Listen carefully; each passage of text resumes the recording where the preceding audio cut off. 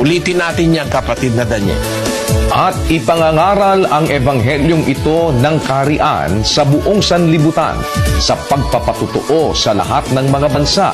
At kung magkagayoy, darating ang wakas. Po, napakalaki pong salapi ang ginugugol natin para makarating sa iba't ibang panig ng mundo. Kami po ay umuupa sa satellite. Ang satellite po, yun yung nagbabato o nagdadala ng ating programa sa lahat ng panig ng mundo. Meron tayong 7 satellite services na nagdadala po ng programa natin sa iba't ibang panig ng mundo, sa iba't ibang wika ng mga tao. Ang atin pong mga satellite broadcast napapanood sa buong mundo. Ang ating mga satellite providers ay yung NSS 806. Yan po ay nagbabato ng ating programa doon sa North and South America, sa Europe at saka sa North Africa. Sa Star Juancito naman sa South America.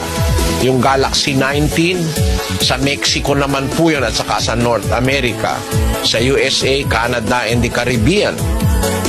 Yung Eutelsat po sa Hotbird 13A ay nasa Europe, sa Middle East at saka sa North Africa. Nakakapasok po tayo sa Middle East sa pamamagitan ng Eutelsat sa Hotbird 13A. Sa Thaicom 5 naman satellite, nakakapasok po tayo sa Asia, sa Middle East pa rin, sa Europe, sa Africa, sa Oceania, kasama na po ang Australia. Yung pong MEASat 3A, nakakapasok tayo sa Asia, Middle East, Eastern Africa, Oceania, including Australia also. At saka yung SES4 ay nasa Africa, Europe, and Middle East. At 2 channels po yan sa English at saka sa Portuguese. Iyan po ang aming ginugugulan ng $1,000,000 bawat buwan.